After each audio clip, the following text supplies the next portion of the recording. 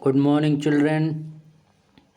Today I am going to discuss a very important topic of class 12th physics, that is electric flux. तो आज हम लोग electric flux और Gauss theorem के बारे में समझेंगे। तो पहले तो हम लोग ये जानते हैं कि जो एरिया वेक्टर होता है वो हमेशा सरफेस के नॉर्मल होता है। ये हम लोग पढ़ चुके हैं। ये इलेक्ट्रिक फ्लक्स क्या होता है यहाँ पर ये देखना है हम लोगों को।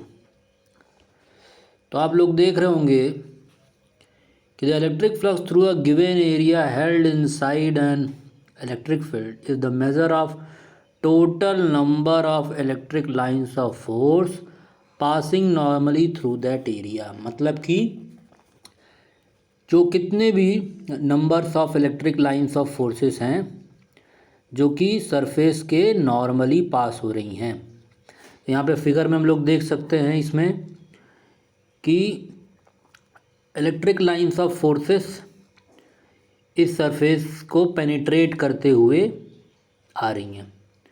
और हमने क्या पढ़ा है कि जो सरफेस एरिया है, जो एरिया वेक्टर होता है नॉर्मल, जिसको हमने एन कैप से शो किया है, ये हमेशा अपने सरफेस के नॉर्मल होता है। तो इस फिगर में हम देख रहे हैं कि जो इलेक्ट्रिक फील्ड है जो कि इस प्लेन को पेनिट्रेट कर रहा है नॉर्मली, और ये जो एरिया वेक्टर है ये तो नॉर्मल है ही सरफेस के। तो अगर ये दोनों ही सरफेस के नॉर्मल हैं तो इसका मतलब ये एक दूसरे के साथ आपस में पैरेलल हैं, तो theta will be 0 degree. Okay, तो इस केस में हम लोग जो इलेक्ट्रिक फ्लक्स जो मेज़र करते हैं that is the product of electric field and surface area, जिस एरिया से वो नॉर्मली पास हो रहा है, यानी E multiply by delta S. Delta S हमने इस सरफेस का एरिया माना है। लेकिन कहीं कहीं ऐसा भी हो सकता है कि ये नॉर्मली ना जा रहा हो, पेनिट्रेट ना कर रहा हो इस सरफेस को। इस केस में, सेकंड केस में, जहाँ पे हम देख रहे हैं कि नॉर्मल से ये थीटा एंगल बना रहा है इलेक्ट्रिक फील्ड, तो जो थीटा एंगल बना रहा है तो फिर हमें ध्यान क्या रखना है कि that electric field will be responsible for electric flux which will be along the normal of the surface. तो अगर हम ई इलेक्ट्रिक फील्ड को रिजॉल्व करें तो we will get E cos theta along the normal. तो हमें flux कैसे मिलेगा? जो कंपोनेंट नॉर्मल के अलोंग होगा, means E cos theta multiply by delta S. अब हम रीअरेंज करके E delta S cos theta लिख सकते हैं, और ई डेल्टा कॉस थीटा को हम डॉट प्रोडक्ट में लिख सकते हैं vector E dot delta S. Okay, clear. अब जरा इस तरह का क्लोज सरफेस हम लोग देखें।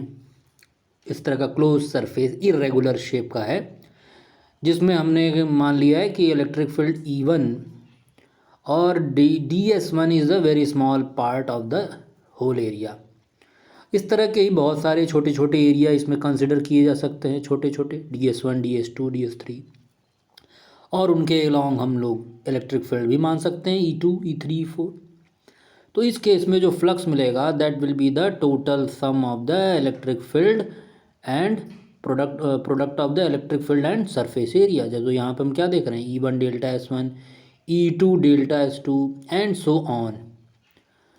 हम इस समेशन फॉर्म में भी लिख सकते हैं। समेशन में हमने क्या माना, एन टेंडिंग टू इन्फिनिटी, मतलब there are large number of such type of areas, and delta S tending to 0 means we are considering very small areas on this surface.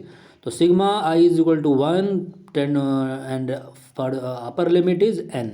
So what is this EI dot delta SI, and summation को हम लोग integration के form में क्या लिख सकते हैं, surface integral of E dot ds. So this is the very important formula for the total flux. Phi is equal to surface integral of E dot delta S closed surface. Okay, so I hope flux आप लोगों को clear हो गया होगा। So next one is what is the SI unit. So you can see SI unit of this by formula you can see that Newton meter square per coulomb, and it can be voltmeter. Electric flux is actually scalar quantity. Okay, as you can see, there is the dot product of the two quantities that will give a scalar quantity. Now very important, that is Gauss theorem. What does it say? It states that the total flux through a closed surface is 1 upon epsilon naught times. This is very important. This is very important. 1 upon epsilon naught times the net charge enclosed by the closed surface. Means किसी body में किसी close surface के through अगर हमें total flux निकालना है तो that will be equal to the 1 upon epsilon naught times multiply by net charge enclosed in the surface. उस बॉडी के अंदर, उस सरफेस के अंदर नेट चार्ज कितना है, that multiply by 1 upon epsilon not. ये हमें क्या देगा? Total flux passing through that surface. यही जो है गॉस थ्योरम कहता है. इसको प्रूफ कैसे करेंगे? तो कंसिडर करते हैं एक पॉइंट चार्ज क्यू और एक काल्पनिक सरफेस जिसको हम लोग गॉसियन सरफेस कहते हैं. ये हमने कंसिडर यहाँ पर कर लिया है स्फेरिकल, और उस स्फेरिकल सरफेस पे हमने एक छोटा सा एरिया माना है ds. तो पॉइंट चार्ज क्यू पॉजिटिव माना गया है, तो इलेक्ट्रिक फील्ड क्या होगी? Radially outward. You can see radially outward, and ds is always normal to the surface, so ds is also normal to this surface. So what is the angle between electric field and area? That is EDS. E और ds के बीच में zero angle बनेगा, माने ये एक दूसरे की ये पैरेलल हो जाएंगे. दूसरी बात, अगर हमें पॉइंट क्यू चार्ज के कारण हमें इस सरफेस के किसी भी पॉइंट पर इलेक्ट्रिक फील्ड निकालना होगा तो हम क्या पाएंगे? 1 upon 4 pi epsilon naught Q upon R square. ये हमारा इलेक्ट्रिक फील्ड होगा किसी भी पॉइंट पर इसके गॉसियन सरफेस पर. तो फ्लक्स की जो डेफिनेशन थी हमने क्या पढ़ी कि if we calculate very small electric field, very small electric flux, तो क्या मिलेगा? D phi is equal to E dot d S, and what is the angle? E d S cos zero, because both are parallel, दोनों parallel हैं. That is equal to E d S. तो d phi is equal to E d S. Now अगर हमें इस पूरे surface के through हमें flux निकालना है तो हमें इंटीग्रेशन करना पड़ेगा. तो टोटल फ्लक्स क्या हो जाएगा? Integration of D phi E. Okay, and integration के बाहर अगर इलेक्ट्रिक फील्ड तो हर पॉइंट पर कांस्टेंट होगा, सेम होगा, क्योंकि समान दूरी पर है. तो इंटीग्रेशन ऑफ डी एस अगर हम कर दें तो डी एस मतलब क्या? पूरे सरफेस एरिया का इंटीग्रेशन, यानी छोटे छोटे डी एस जब हम ऐड करेंगे तो हमें क्या मिलेगा? पूरा ये गॉसियन सरफेस का एरिया मिलेगा, जो कि एक स्फेयर है. और एक स्फेयर का एरिया क्या होता है? Surface area 4 pi r square. And electric field कितना था? 1 upon 4 pi epsilon naught q by r square.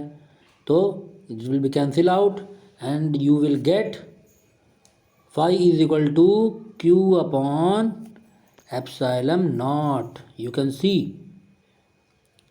So in this way we can prove Gauss theorem, that is total flux passing through any closed surface is 1 upon epsilon naught times net charge enclosed in the Gaussian surface. Okay, तो उम्मीद है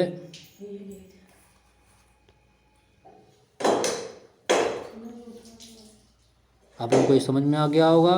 okay, फिर मिलेंगे next class में. Good bye.